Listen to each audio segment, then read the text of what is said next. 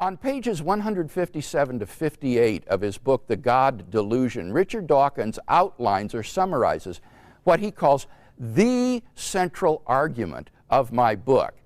And when you look at this argument, the conclusion to which is, therefore, God almost certainly does not exist, it is a patently logically invalid argument. Even if you grant all 6 steps in the argument, the conclusion that God does not exist doesn't even follow logically from the argument. So it's on its face, it's logically invalid. But when you look at the argument more closely, I think it has a number of premises in it that are false. What are these premises? Well, Dawkins says that you cannot infer a designer of the universe based on the complexity in the universe, because this raises a further question, namely, who designed the designer? And that therefore this leaves biological complexity unexplained. Now, this argument on Dawkins' part, I think, is quite inept, because philosophers of science recognize that in order to recognize an explanation as the best explanation, you don't have to have an explanation of the explanation. In order to recognize that an explanation is the best, you don't need to have an explanation of the explanation. Let me give you an example.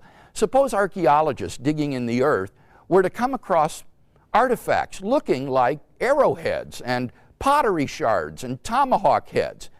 It would obviously be justifiable to infer that these artifacts were the products of some lost tribe of people, even if the archaeologists had no idea whatsoever who these people were or how they came to be there.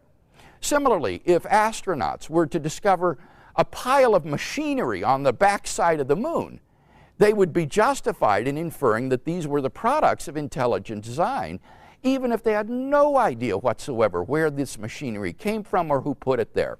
You don't have to have an explanation of the explanation in order to recognize that an explanation is the best. And similarly, in the case of biological complexity, in order to recognize that intelligent design is the best explanation of biological complexity, you don't need to be able to explain the designer. That can be left an open question for future inquiry.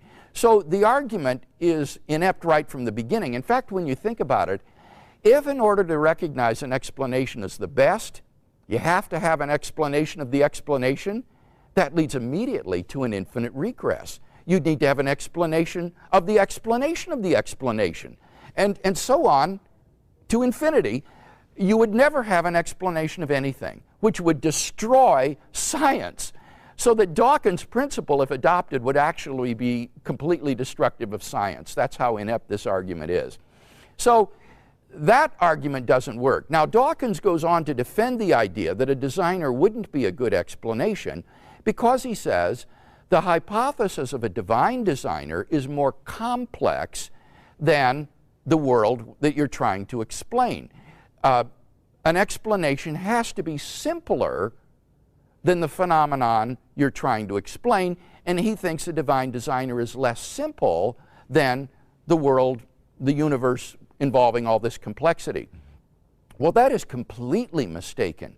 When you reflect on the idea that God is an immaterial entity, a spirit, he is a mind without a body, then God is a remarkably simple entity because he has no parts.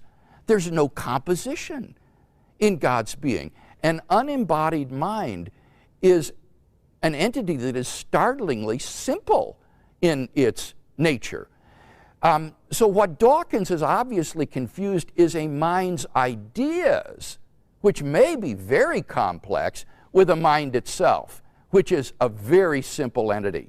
So insofar as you're interested in simplicity, the hypothesis of a divine designer is certainly an advance in simplicity, for what it's worth, over the unexplained, contingent complexity of the universe with all its diversity and variations.